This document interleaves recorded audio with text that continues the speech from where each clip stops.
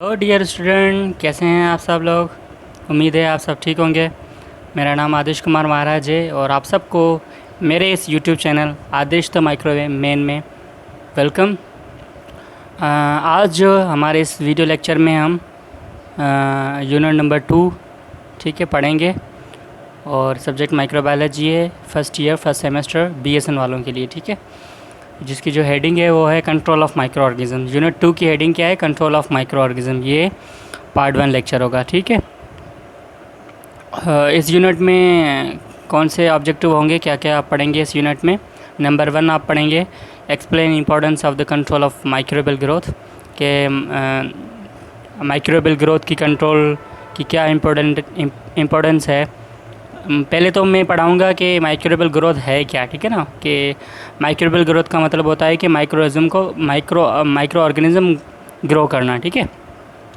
तो वो micro organism grow करते हैं, ठीक है। पहले मैं ये पढ़ाऊँगा कैसे ग्रो करते हैं, है क्या ग्रोथ क्या है, ठीक है ना, ये पढ़ाऊँगा। उसके बाद कंट्रोल ऑफ माइक्रोइज्म पढ़ाऊँगा, उसकी इम्पोर्टेंट क्या होगी ये मैं एक्सप्लेन करूँगा, नंबर 1।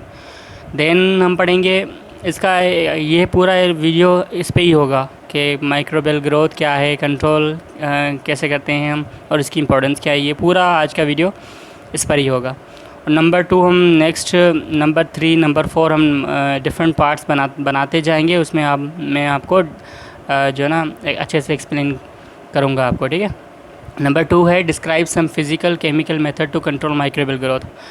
के कुछ फ़िज़िकल और केमिकल मेथड्स हैं जो यूज़ होते हैं for the control of microbial growth. Microbial growth की कंट्रोल के लिए यूज़ होते हैं, वो कौन से हैं ये भी मैं पढ़ाऊँगा आपको। डिफरेंट लेक्चर आते जाएंगे इसके पार्ट में, ठीक है। उसके बाद दूसरा है कि define the term sterilisation, antiseptic, aseptic, microbiotic, antibiotic etcetera. Different terminology ये भी आप पढ़ेंगे। Differentiate between the broad spectrum and narrow spectrum antibiotics के जो ना, जैसे फिज़िकल और केमिकल हो गया तो वैसे एंटीबायोटिक के थ्रू भी हम माइक्रोबियल ग्रोथ को कंट्रोल करते हैं। तो वो भी हम जो एंटीबायोटिक्स के 2 टाइप्स के हैं, ब्रॉड सेंस में हम देखें ना, तो एक ब्रॉड स्पेक्ट्रम वाली हैं और एक है नैरो स्पेक्ट्रम वाली। ये भी मैं पढ़ाऊँगा कि एंटीबायोटिक क्या हैं, उसके कितनी क्लासिफिकेशन की गई है, ये क्लासिफिकेशन किस बेस पे दी गई है, ये भी मैं बड़ा अच्छे से आपको पढ़ाऊँगा, ठीक है। ये पूरा लेक्चर आपका माइक्रोबियल ग्रोथ और इसकी जो ना इम्पोर्टेंस, इंट्रोडक्शन और कंट्रोल के जो ना के बारे में होगा। चलें इंट्रोडक्शन पर हम आते हैं। पहले आपको समझना है कि कंट्रोल ऑफ माइक्रो ऑर्गेनिज्म है क्या, ठीक है ना। यहाँ पर आप देख सकते हैं, ये मैंने यहाँ पर देख सकते हैं, ये पॉइंट लिखी हुई है। क्या लिखा हुआ है? The control of micro organism refer to the method use to inhabit और डिस्ट्रॉय द माइक्रोबियल ग्रोथ, ठीक है, to prevent contamination, infection and spoilage of food. Control of microorganism क्या है, किसको रेफ़र करता है ये वर्ड, ये टर्म?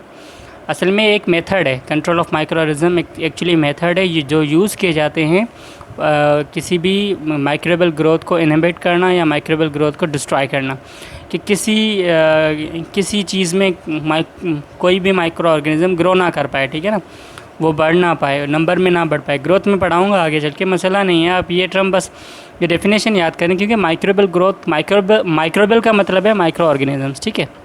इसका मतलब है माइक्रो ऑर्गेनिज्म, और ग्रोथ का मतलब है कि उस बढ़ना, नंबर में भी बढ़ते हैं, साइज़ में भी बढ़ते हैं, आपको पता है, ठीक है। तो actually microbial growth in sense आप लेंगे कि वो नंबर में बढ़े, ठीक है। तो नंबर में मैं आगे जाके आपको अच्छे से पढ़ाऊँगा ये माइक्रोबियल ग्रोथ। आप अभी इसे ये याद रखें कि माइक्रोबियल ग्रोथ का मतलब है कि माइक्रो ऑर्गेनिज्म को नंबर में बढ़ना, मल्टीप्लिकेशन जिसे हम कहते हैं ना, 1 से 2 बन जाते हैं, 2 से 4, 4 से 8 ऐसे बनते हैं। तो उसकी ग्रोथ और उसकी मल्टीप्लिकेशन, उसके नंबर में बढ़ना, ठीक है ना।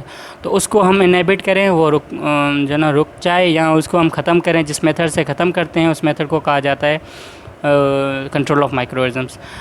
क्योंकि जब हम माइक्रोइज्म की ग्रोथ को कंट्रोल करेंगे, उसको डिस्ट्रॉय करेंगे, इनहिबिट करेंगे, तो कंटामिनेशन से प्रिवेंट हो सकेंगे। कंटामिनेशन नहीं होगी, इन्फेक्शन हम नहीं होगा बॉडी में, और अगर जी फूड की बात है तो वो फूड भी स्पॉइलेज नहीं होगा, क्योंकि अगर बॉडी में होगी वो चीज़ें तो इन्फेक्शन करेगी, माइक्रोइज्म्स होगा तो इन्फेक्शन करेंगे, फूड में स्पॉइलेज करेंगे, और किसी और चीज़ में कंटामिनेशन हो जाएगी।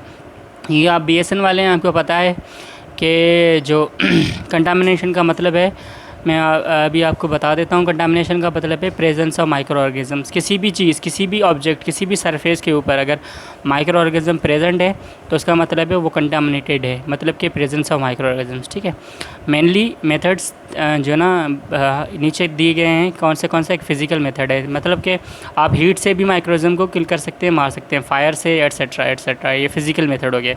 और दूसरा होता है केमिकल मेथड। केमिकल मेथड में हम अल्कोहल, जो आपने सुना है ना, IPA, आइसोप्रोपाइल अल्कोहल हम यूज़ करते हैं, अल्कोहल, फिनॉल, एंटीबायोटिक्स, ये सारे केमिकल मेथड हैं to the control of micro organism. दूसरा होता है बायोलॉजिकल मेथड, जिसमें हम बैक्टीरियोफेज, प्रोबायोटिक और जेनेटिक इंजीनियरिंग के थ्रू माइक्रो ऑर्गेनिज्म की ग्रोथ को हम कंट्रोल करते हैं। ठीक है। उसके बाद थोड़ी सी हिस्ट्री देख लेते हैं, एंशिएंट हिस्ट्री बिफोर 60। ठीक है। Earlier civilisation use fire and boiling to sterile tools and food. जो पहली सिविलाइजेशन थी, शुरू में जो सिविलाइजेशन थी वो फायर का यूज़ करती थी और पानी को, चीज़ों को बॉयल करती थी, तो इससे वो चीज़ें स्टीराइल, और फूड भी स्टीराइल होता था, वो फूड खत्म जो ना ख़राब नहीं होता था। उसके बाद इजिप्टियन और अदर जो एंशेंट सोसाइटी थी वो salt smoking suffers and dry to preserve the food. क्योंकि अभी भी हम जो ना फ़िश को, जैसे हम फ़िश और मीट को अभी भी ड्राई करके रखते हैं ना, जो ड्राई करना ये एंशेंट टाइम से ही हो रहा है। कि ये मेथड फ़िज़िकल मेथड है जिसमें ड्राइनेस हो गई, साल्ट हम फ़िश के ऊपर हम साल्ट लगाते हैं, उसे ड्राई करके रखते हैं, और सल्फ़र की स्मोकिंग होगी, इससे एरिया जो है ना वो साफ़ रहता है। और कुछ फूड को हम प्रिजर्व करते थे थ्रू ड्राई। क्योंकि अब मैंने बताया ना, अभी भी हम कुछ मीट्स वगैरह को आप देख लें, अगर ज़्यादा मीट होगा या फ़िश होगा हमारे घर में आएगी, तो हम उस फ़िश या मीट वगैरह को साल्ट लगा कर हम उसे ड्राई करके रख लेते हैं, तो वो जो ना वो प्रिजर्व रहता है फूड हमारा। तो ये एंशिएंट टाइम से, इजिप्टियन टाइम से ये चीज़ें हो रही है, फ़िज़िकल मेथड यूज़ हो रहे हैं। क्योंकि अगर हम नहीं करेंगे तो माइक्रोऑर्गेनिज्म्स क्या हो जाएंगे, वो ग्रो करेंगे, उस चीज़ को ख़राब करेंगे। अभी तो हमारे पास रेफ्रिजरेटर और डिफ्रीज़र होते हैं, भी हैं, इस वजह से हम ये मेथड, फ़िज़िकल मेथड कम ही यूज़ करते हैं। लेकिन कुछ गांव में आप देखें अभी भी विलेज में ये मेथड यूज़ किया जाता है, अभी भी इवन विलेज क्या सिटी में भी यूज़ किया जाता है ड्राई मेथड। ठीक है। फ़िश को हम ड्राई करते हैं और मीट को हम। और ग्रीक और रोमन्स ये क्या करते थे, वाइन, विनेगर और जो हर्बल एक्सट्रैक्शन, ये उससे एंटीसेप्टिक वगैरह ये एक्सट्रैक्ट करते थे। ठीक है ना। और स्पाइसेस, आपको पता है स्पाइसेस हम क्यों खाते हैं। स्पाइसेस एक तो अनप्लीजेंट, जो स्पाइसेस से हम टेस्ट मिलता है। ठीक है। और स्पाइसेस में एक प्रॉपर्टी होती है कि वो चीज़ों को प्रिजर्व रखती है, प्रिजर्वेटिव तौर पर हम यूज़ करते हैं स्पाइसेस को। उसके बाद 1600 से लेकर 1700 तक एक जो टाइम था जहाँ पर माइक्रोज़म जिनका डिस्कवरी ऑफ माइक्रोज़म हुआ। क्योंकि जो पिछला यहाँ ये जो एंशिएंट पीरियड था ना, इसमें माइक्रोज़म की जो ना डिस्कवरी नहीं हुई थी, डिस्कवरी हुई थी इस पीरियड में। तो हमें पता चला कि भाई माइक्रोऑर्गेनिज्म होते हैं जो किसी भी चीज़ को ख़राब करने में जो ना ज़िम्मेदार होते हैं, ख़राब करते हैं। ठीक है।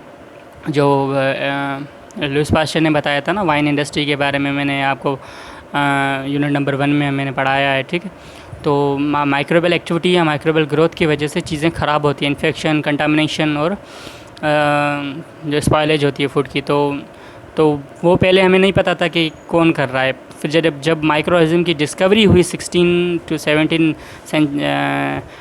इस टाइम में, ईयर में, तब हमें पता चला कि भाई इसके जो काज कर रहा है वो एक्चुअली माइक्रोऑर्गेनिज्म है। देन जर्म थ्योरी भी आई और अर्लियर डिसइंफेक्शन, कुछ ऐसे डिसइंफेक्शंस भी जो ना डिस्कवर हुए। डिसइंफेक्शन का मतलब है कुछ ऐसी चीज़ें, ऐसा केमिकल जो हम नॉन लिविंग सरफेस पर यूज़ करें। ये भी मैं पढ़ाऊँगा। इन्फेक्शन के बारे में भी डेफिनेशन है अलग से, मैं आगे मैं पढ़ाऊँगा, और ये इसमें भी पढ़ाऊँगा, ये डिसइंफेक्शन के बारे में भी पढ़ाऊँगा। तो अर्ली जो 80s में डिसइंफेक्शन वगैरह ये सारी चीज़ें शुरू हो गई थी। ठीक है ना। जो ज़ुलिस्टर ने आपको बताया कि यूज़ किया था डिसइंफेक्शन। ठीक है ना। मतलब कि एंटीसेप्टिक सर्जरी वगैरह ये सारी इस पीरियड में डिस्कवर हो चुकी थी। ठीक है ना। उसके बाद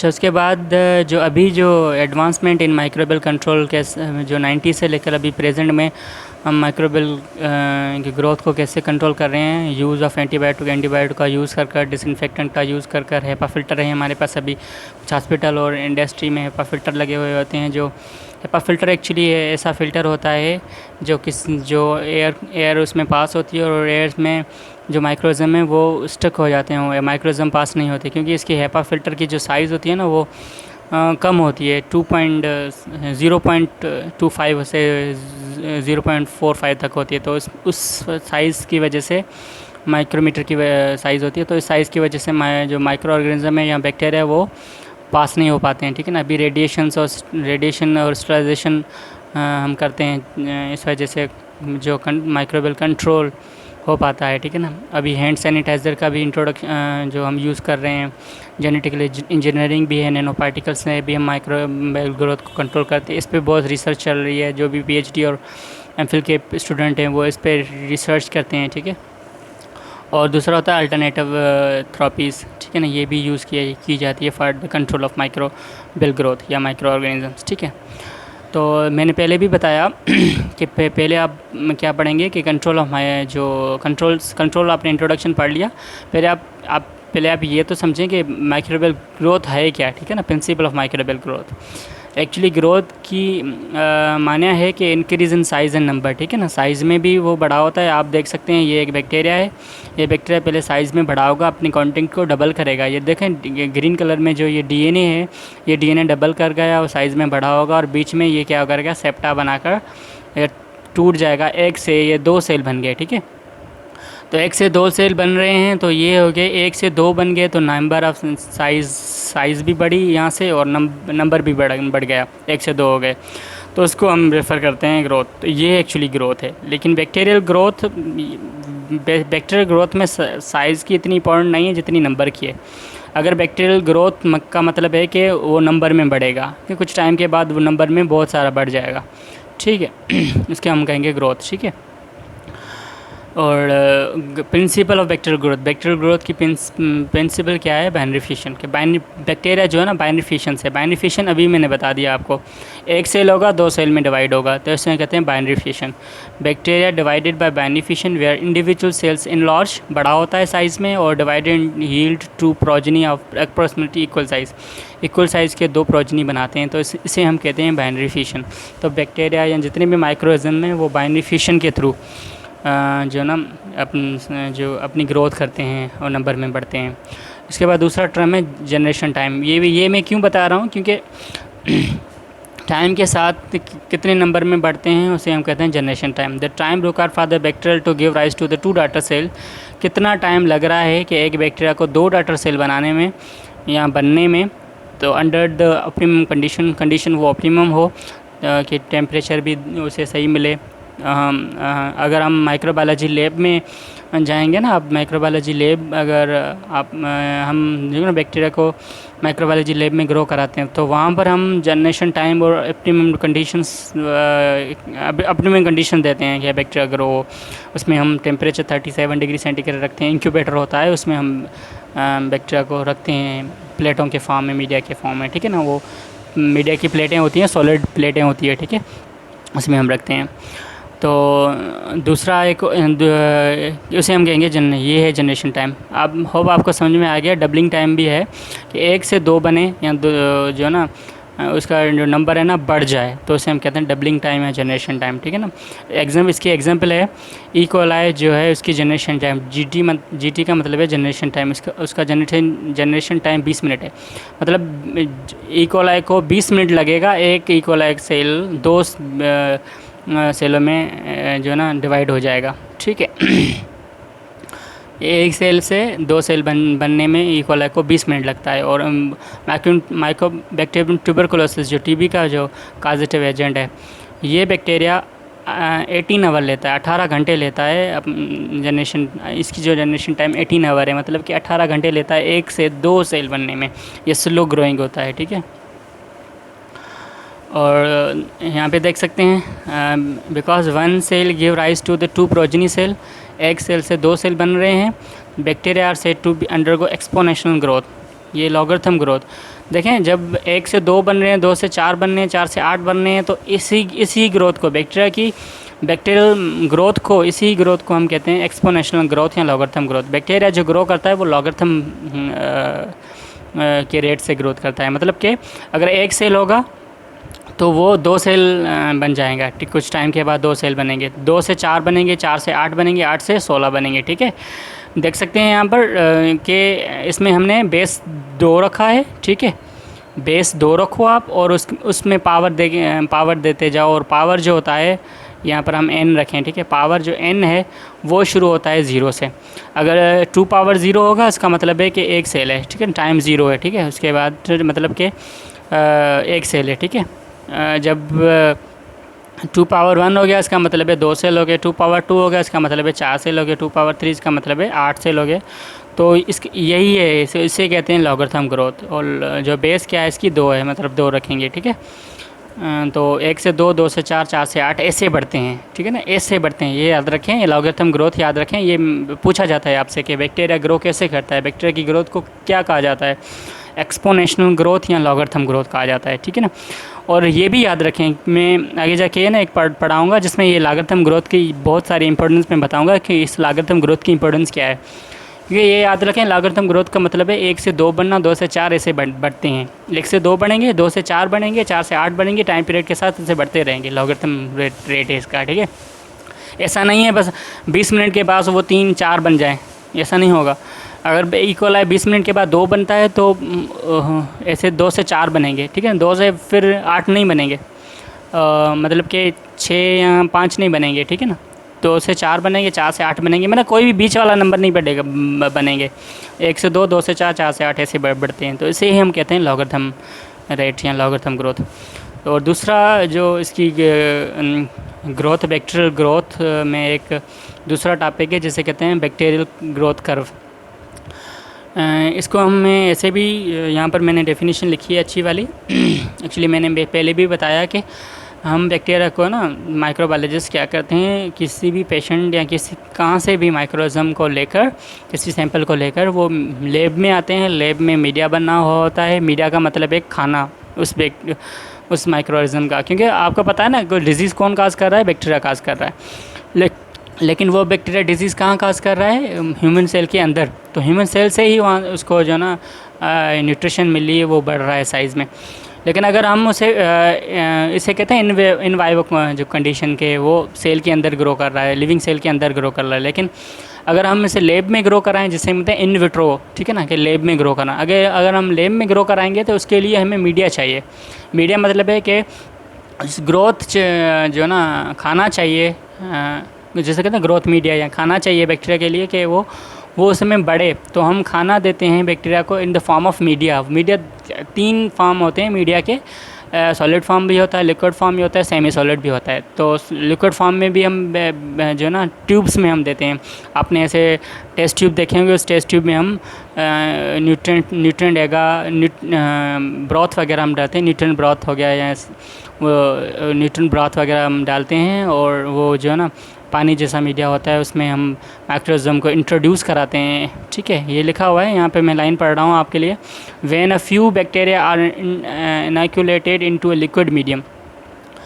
यही सेम बात है कि अब बैक्टीरिया को आपने क्या किया है, लिक्विड मीडियम में इंट्रोड्यूस कराया है, ठीक है ना। ये समझ लें ये ट्यूब है, ठीक है। इस ट्यूब में हमने यहाँ तक हमने क्या किया, मीडिया, इसमें लिक्विड मीडिया है, ठीक है, ये इसमें लिक्विड मीडिया है। और बैक्टीरिया को हमने क्या किया, यहाँ देखिए, बैक्टीरिया को हमने इस लिक्विड मीडिया में इंट्रोड्यूस कराया, ठीक है, इंट्रोड्यूस कराया।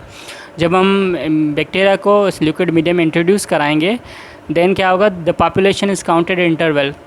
आपको पता है ना, आप इस बैक्टीरिया को खाना दे रहे हैं तो बैक्टीरिया साइज़ में बढ़ता है। उस खाने को खाकर बैक्टीरिया अपने साइज़ में बढ़ाता है और नंबर में बढ़ता है, टाइम पीरियड के साथ वो बढ़ता रहता है, उसकी पॉपुलेशन बढ़ती रहती है। लेकिन हमें क्या करना है, उसकी पॉपुलेशन को टाइम इंटरवल के साथ काउंट भी करना है। इस प्रोसेस को हम कहते हैं ग्रोथ कर्व। तो जब हम इस प्रोसेस को हम करते हैं तो हमको एक ग्राफ नज़र आता है। तो हम ग्राफ को, इस कर्व को हम बैक्टीरियल ग्रोथ कर्व भी कहते हैं, जो फर्दर 4 जो ना पार्ट में डिवाइड है, फेजेस में डिवाइड है, ठीक है। कौन से फेज़ हैं वो? एक है लेग फेज़, दूसरा है एक्सपोनेंशियल लॉग फेज़, दूसरा है स्टेशनरी फेज़, तीसरा है डेक्लाइन डेक्लाइन फेज़, ठीक है ना।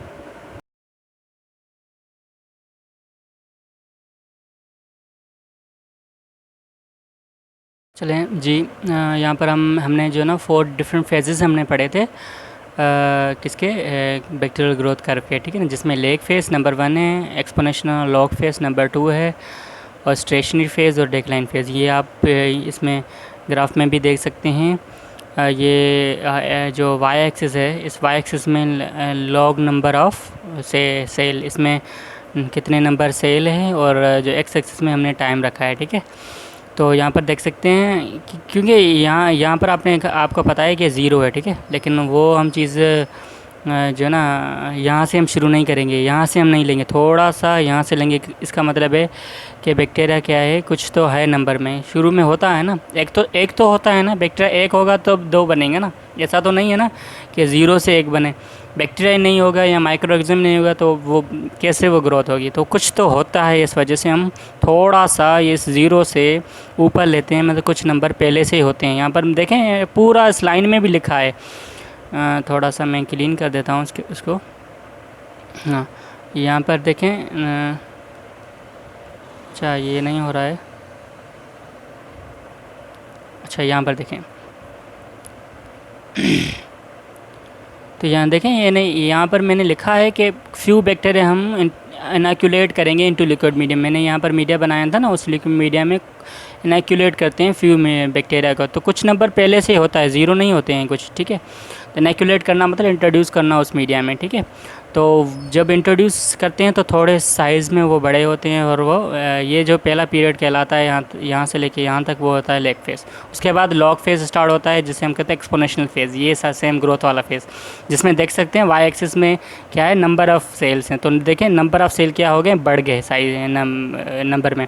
उसके बाद जो बैक्टीरिया का प्रोसेस आता है, कि बैक्टीरिया की फेज़ आता है, वो स्टेशनरी फेज़ है। इसमें क्या होता है, बैक्टीरिया जो ना नंबर में मतलब सेम रहते हैं, ठीक है। उसके बाद डेक्लाइन फेज़ आता है, बैक्टीरिया मरना शुरू हो जाते हैं। ये फेमस एक ग्राफ है, आप याद कीजिएगा। आगे मैं आपको बड़ा वाला दिखा रहा हूँ, यहाँ पर देखें, ये देखें एक्स एक्सिस में मैंने क्या दिया था, logarithm of living bacterial cell. Y axis में लॉगरिथम लिविंग बैक्टीरियल सेल है, और एक्स एक्सिस में हमने टाइम रखा है कि टाइम पीरियड के साथ वो बैक्टीरिया बढ़ता है। तो यहाँ पर देख सकते हैं, ज़ीरो से हम नहीं स्टार्ट करें, थोड़ा सा ऊपर स्टार्ट करें, क्योंकि कुछ बैक्टीरिया हैं नंबर में पहले। सपोज़ करें यहाँ पर 0 है, यहाँ पर कुछ 10 हैं, ठीक है, 10 हमने बैक्टीरिया लिए है। वैसे 10 नहीं होते, ज़्यादा लेते हैं, लेकिन चलिए सपोज़ करें आपके यहाँ, क्योंकि आपने देखा होगा, आपने ग्रेडिंग तो की है ना, यहाँ पर नंबर लगाते हैं, यहाँ पर 20 हैं, ठीक है, और यहाँ पर 30 है, ऐसे आपने नंबर लगाया होगा, ग्राफ आपने बनाए होंगे, ठीक है ना। तो यहाँ पर टाइम 5 मिनट हो गया, ठीक है, इसमें टाइम 5 मिनट है, इसमें टाइम यहाँ पर आप देख सकते हैं, इसमें 10 मिनट है, कि 10 मिनट हो गए, ठीक है। तो ऐसे है, ठीक है ना, कि हमने कुछ बैक्टीरिया लिए, कुछ बैक्टीरिया क्या करेंगे, देखिए टाइम के साथ ये टाइम बढ़ रहा है, देखिए ना, यहाँ से 0 से टाइम स्टार्ट हुआ, टाइम देखिए एक्सिस लाइन कहाँ जा रही है, एक्सिस में जा रही है। इसका मतलब है कि टाइम बढ़ रहा है, 0 से 5 मिनट हो गए। ये पीरियड कहलाता है लेग फेज़, जिसमें no increase in number of living cell. देख सकते हैं, अगर इंक्रीज़ होगा तो ये साइज़ में ये लाइन ऐसी जाएगी, ग्रीन जो लाइन है ना, ये ऐसी जाएगी, सीधी जाएगी, ऊपर जाएगी, लेकिन ऊपर नहीं जा रही है। इसका मतलब है कि नंबर ऑफ़ लिविंग सेल्स बढ़ते नहीं हैं, बट बस लेग फेज़ में होता क्या है, लेग फेज़ में एक्चुअली वो बैक्टीरिया अपने आप को जो हमने उस ट्यूब में डाला था ना, बैक्टीरिया को इंट्रोड्यूस किया था लिक्विड मीडिया में। तो बैक्टीरिया जब हमने लिक्विड मीडिया में इंट्रोड्यूस किए थे, यहाँ देख सकते हैं मैंने ये डॉट अब बैक्टीरिया दिखाए हैं। ये बैक्टीरिया कहाँ जा रहे हैं, इस मीडिया में जा रहे हैं, ठीक है, इस मीडिया में जा रही हैं कुछ बैक्टीरिया हैं। तो ये क्या करेंगे, इस मीडिया को खाकर अपने साइज़ को बढ़ाएंगे, अपने कंटेंट डीएनए वगैरह को बढ़ाएंगे, क्योंकि आपको पता है कि जब ये साइज़ में बढ़ेंगे, इसका कंटेंट जो बढ़ेगा तो ही ये डिवाइड कर पाएंगे। और दो सेल जब बनेगा तो जो ना इक्वल जो इसके जो सेल कंटेंट है वो डिवाइड होगा, और 1-2 सेल को ये देगा, मतलब कि डीएनए होगा वो डबल होगा, क्योंकि 2 सेलों को देना है ना, तो डीएनए भी डबल होगा, वो भी 2 सेलों को दिया जाएगा, ठीक है ना। तो लेग फेस में सिर्फ ग्रोथ नहीं होती, ठीक है ना, लेग फेस में सिर्फ क्या होता है कि वो साइज़ में बढ़ते हैं, उस अपने सेल्यूलर कॉन्टेक्ट को बढ़ाता है। उसके बाद दूसरा जो फेज़ है वो होता है लॉग फेज़, जिससे हम कहते हैं लॉगरिथम फेज़ या एक्सपोनेंशियल फेज़। यही फेज़ है जो बैक्टीरियल ग्रोथ का। इसका मतलब है कि देख सकते हैं जब बैक्टीरिया साइज़ में बड़ा हो गया तो नंबर में बढ़ जाएगा। देख सकते हैं वाई एक्सिस में नंबर में बढ़ गया, 10 से कहाँ हो गया, यहाँ पर सपोज़ करें बैक्टीरिया 100 हो गए। वैसे 100 नहीं होंगे, बहुत ज़्यादा होते हैं क्योंकि टाइम के साथ जो ना बढ़ जाते हैं, ठीक है ना, आप देख सकते हैं, ठीक है। तो यहाँ पर सपोज़ करें बहुत बढ़ गए साइज़ में, तो पहले 10 से तो 100 बन गए, तो मतलब कि नंबर में क्या हो गए, उसकी पॉपुलेशन बढ़ गई, तो इसे हम कहते हैं लॉगरिथम फेज़, ठीक है ना, increase in number of living bacterial cell. और दूसरा प्रोसेस स्टेशनरी फेज़, यहाँ देख सकते हैं फिर से ये सेम फेज़ है, ऐसा जो पहले वाला था ना वो फेज़ आ गया। मतलब ये सेम नहीं है इन सेंस के लाइन सेम है, कि मतलब कि ये एक्स एक्सिस पे लाइन जा रही है, ये प्लेटिव लाइन होती है, जैसे मतलब कि सीधी लाइन, प्लेटिव लाइन, ठीक है ना। इसमें नंबर ऑफ़ बैक्टीरियल सेल्स जो है वो सेम रहते हैं, ठीक है ना। मतलब कि rate of cell division is equal to the rate of death. मतलब कि यहाँ पर देख सकते हैं रेट, मतलब जो वो जितने भी बैक्टीरिया थे वही थे। यहाँ पर बैक्टीरिया नंबर में बढ़ गए तो लाइन ऊपर हो गई। यहाँ पर जितने बैक्टीरिया बन रहे हैं उतने ही मर रहे हैं, तो कोई भी बैक्टीरिया जो ना बढ़ नहीं रहा है, नंबर में वो बढ़ नहीं रहा है, इस वजह से ये लाइन ऊपर नहीं जा रही है। जितने हैं बैक्टीरिया, वो जितने नए बन रहे हैं उतने मर रहे हैं, इस वजह से इस फेज़ को हम कहते हैं स्टेशनरी फेज़। इसमें number of death is equal to number of division, cell division से इक्वल हो जाती है, मतलब जितने बढ़ेंगे उतने ही मरेंगे, ठीक है। और चौथा जो फेज़ है वो कहलाता है डेथ और डेक्लाइन फेज़, जिसमें क्या होता है एक जो ना जो माइक्रोऑर्गेनिज़म्स हैं, वो जो बैक्टीरिया है वो साइज़ में मरते जाएंगे, मतलब मरते जाएंगे और साइज़ में कम होते जाएंगे, ठीक है। ये देख सकते हैं ये जो लाइन है वो नीचे आ गई, मतलब कि ये नंबर एक्सिस में जो नंबर ऑफ़ लिविंग ऑर्गेनिज़म है, बैक्टीरियल सेल है, ये कम हो गए, ठीक है, ये साइज़ में कम हो गए। इसका मतलब है कि नंबर वो बैक्टीरिया सेल डेथ हो रही है उसकी, और नंबर में कम हो रहे हैं। और वो भी यहाँ पर देख सकते हैं, यहाँ पर जो नंबर में कम भी होते हैं वो एक्सपोनेंशियल के तरह होते हैं। यहाँ पर मैंने पीछे आपको मैंने बताया था ना, यहाँ पर देख सकते हैं आप, थोड़ा सा इसे साफ़ कर लूँ तो यहाँ पर देखें कि एक्सपोनेंशियल ग्रोथ क्या है, 1 से 2 बनेंगे, 2 से 4, 4 से 8, 8 से 6। तो एक्सपोनेंशियल ग्रोथ भी एक्सपोनेंशियल होती है और डेथ भी एक्सपोनेंशियल से होती है, मतलब कि रिवर्स। देख सकते हैं अगर 16 होगा तो कुछ टाइम के बाद वो कितने सेल रहेंगे, 8 रहेंगे, फिर 8 से 4 रहेंगे, 4 से 2 रहेंगे, तो पीछे जाएगा। मतलब कि सेल की डेथ भी एक्सपोनेंशियल होती है। ये मैं बात आपको समझाना चाह रहा हूँ, ठीक है ना। ये याद रखें, ये MCQs में पूछा जाता है, ठीक है। तो आज का लेक्चर यहाँ तक था। कोई भी बात अगर आपको समझ में नहीं आई है तो आप कमेंट सेक्शन में पूछ सकते हैं, ठीक है, मुझसे। और आपके जो ना कमेंट का मुझे इंतज़ार रहेगा। आप सजेशन दिया करें, कोई भी सजेशन हो मेरे लिए तो आप ज़रूर दें, मैं आपको वेलकम करूँगा आपकी सजेशन को, और इम्प्रूवमेंट करूँगा इंशाल्लाह। तो आप पढ़ाई करते रहें, मैं ऐसे ही वीडियो आपके लिए बनाता रहूँगा। अल्लाह हाफ़िज़।